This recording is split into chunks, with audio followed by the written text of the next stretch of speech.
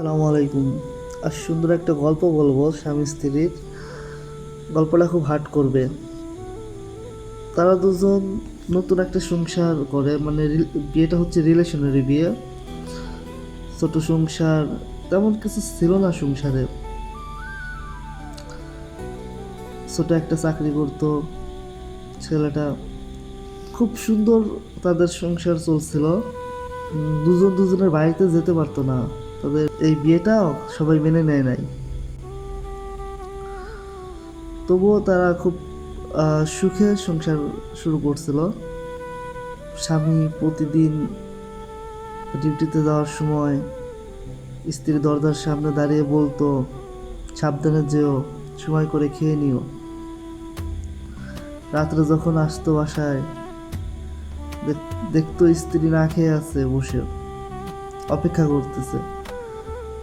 তখন সে স্ত্রীকেও প্রশ্ন করতো, তুমি এত রাত পর্যন্ত না খেয়ে কেন বসে আছো? তখন বলতো স্ত্রী, একা খাওয়ার মজাটা, দুজন একসাথে খাওয়ার মজাটা একা খাওয়ার কি আর পাওয়া যায়? তো হঠাৎ দুজন ভালোই 1-2 বছর সুখে শান্তিতে সংসার করলো।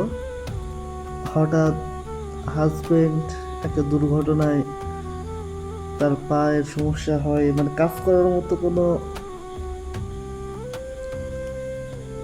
অবস্থা ছিল না।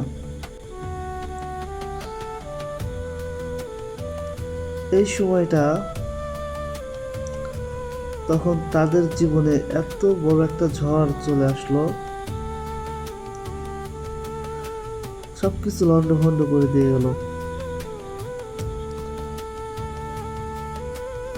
এখন স্ত্রীর সামনে অনেক বড় একটা পরীক্ষা চলে আসলো,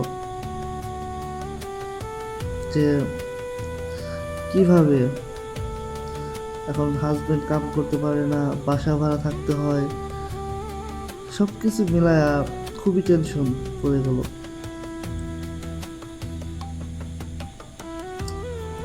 আর বর্তমান যে সমাজ,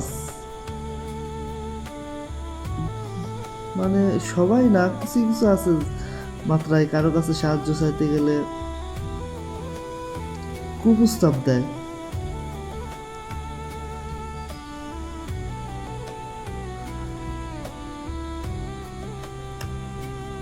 এভাবে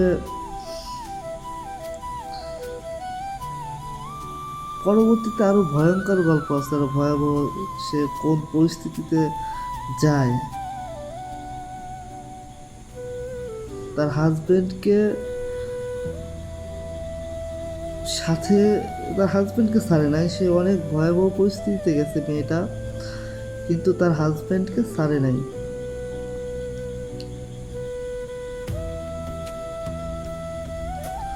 আরো গল্পটা অনেক বড়, নেক্সটে বাকিটা বলবো। Thank you.